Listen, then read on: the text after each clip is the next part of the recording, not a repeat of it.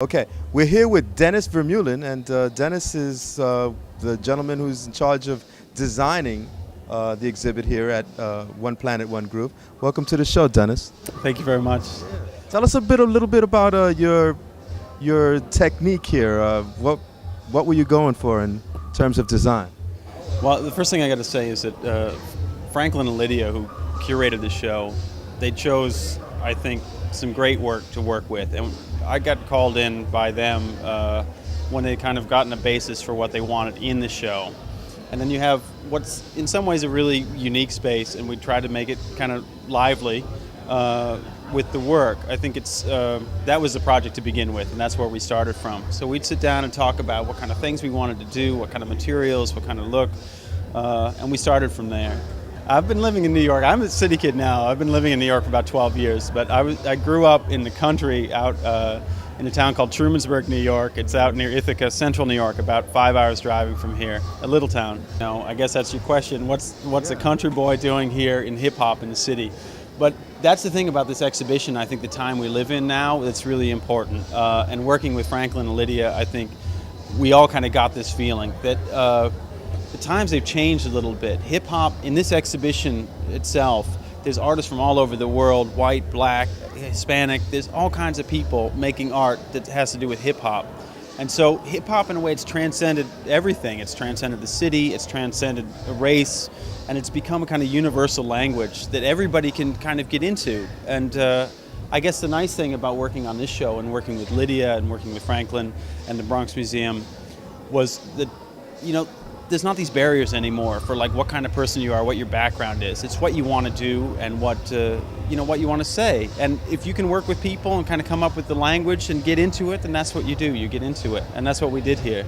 And it's opened up in maybe the last 10 years, maybe even more than that, where you have everything. You have, let's think about it. You have rappers, white rappers and African American rappers, and artists, the same thing. So in this exhibition, I think you see just a whole span of cultures and times. So we have a German artist who's doing these graffiti pieces on the wall. Again, I'm proud of our New York people and New York Zone putting the work out too. But it's a worldview. It's everybody now. It certainly is.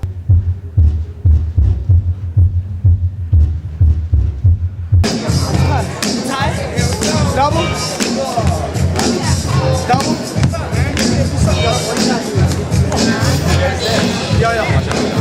So we can hit class.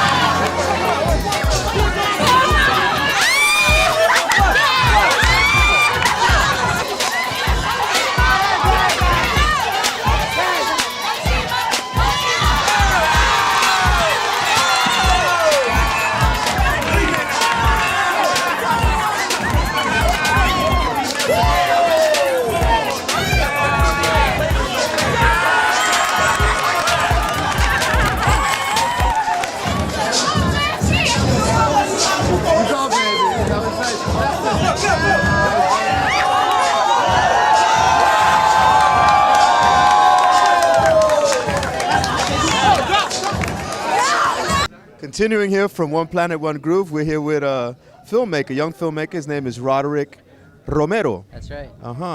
Is that really your last name, Roderick? Romero, no, I took my wife's last name. She's Spanish and Lebanese.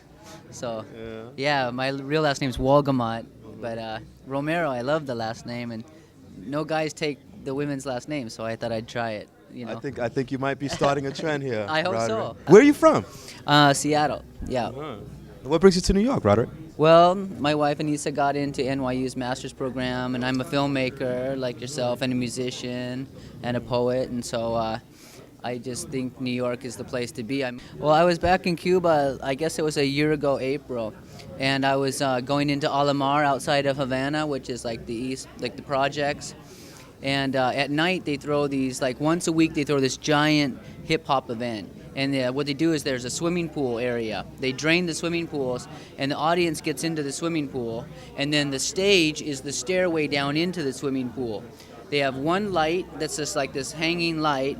They don't have turntables. They don't have CD players. They have cassettes. The cassettes they splice together with tape and make loops. They run the loops, they've got maybe 2 microphones, one of them's not usually working, and they just pass it and they just get up there and they just preach, and it's insane. And it's amazing. It costs 25 cents to get in, like American cents, but it's basically done in pesos. It's like totally, it's a crazy, crazy scene. I ended up one night meeting my friend Nahanda, and she's basically a Black Panther in exile. There's a lot of Black Panthers in exile in I Cuba. understand Joanne Chesimard is out there. That's too. right, that's true. Uncle Charlie, a lot of people are there. And it's like a serious situation, but they're there and they're living these great lives and they're really empowered. And it's like, I met Nahanda by chance at dinner, and then she said, I'll introduce you to hip hop in Cuba. And that's how it happened, really. It was like, then everything was revealed. It's like, then I was going to one event after another. It's always like, you know, from 12 until 4 in the morning, except for some day events that were really rare. It's totally unique, like Cuba is unique. You know, it's like everything that comes out of Cuba is, because it's been so isolated, right? And the propaganda that surrounds them and the propaganda that they fight against. So they're rebelling and receiving propaganda constantly. And so they're just like, they're on fire and they're frustrated, but they're so empowered and so amazing. And it's totally unique. There's no other hip-hop rap like the Cuban hip-hop rap. It's totally unique, I swear. Sounds like you stumbled on a treasure. But, you know, it's still sometimes like they'll get MTV, like, you know, hip-hop rap MTV, but it's only because a hotel is showing it, and they can't even get into the hotels, some of the people, because there's still a lot of racism going on in Cuba. You know, like if you're like from a certain part of Cuba, you can't go into the hotels.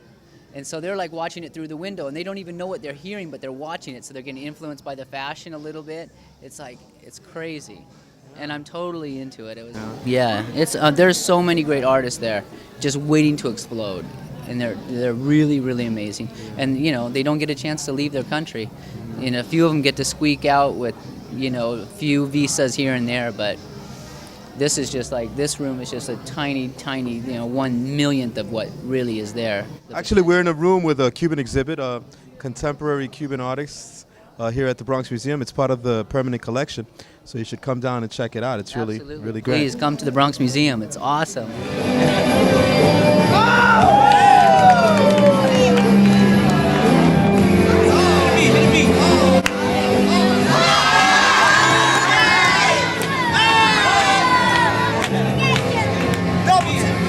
Right now.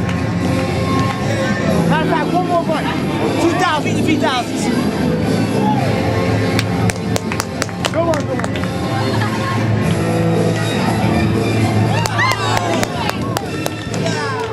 Oh,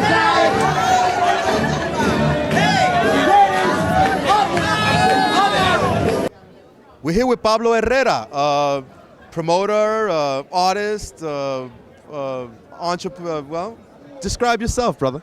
Well, like Bob said, I'm Pablo Herrera. I'm from Cuba. I'm a producer of hip hop, and I'm here in the United States, in New York City, with a delegation of other 8 people.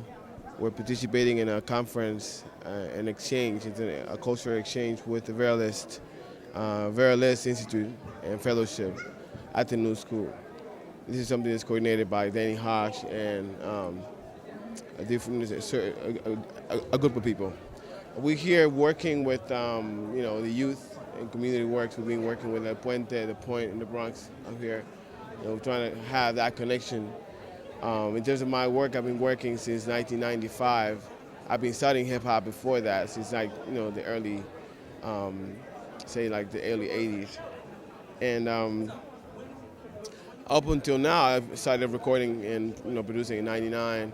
And it's been basically a process, a crescendo of working with the community of hip hop in Cuba, creating a movement and the basis for our work in the city of Havana. You know, trying to push. We have an association. Hermanos Saiz is also one of the main coordinators of the hip hop festival in Havana that happens every August. So, you know, we're working. It's pretty, you know. How would you compare Cuban hip hop to what's happening here in contemporary New York, for example, and the exhibits that you've seen here? Okay, what I have to say is this. Look at it like this. The Cuban society is a society of being and existing. Okay, It's about being. It's about being a human being. It's about living and being. United States, without trying to emphasize the criticism, is a society that's about earning and having.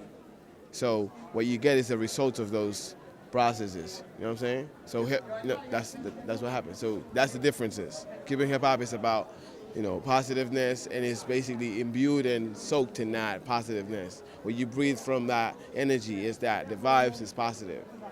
Hip hop in the United States is infected with the other vibe, with the vibe of materialism, the vibe of, Has Afro-Cuban music at all fused with hip-hop and street rhythms? Oh yeah. Afro-Cuban music right now is at the top of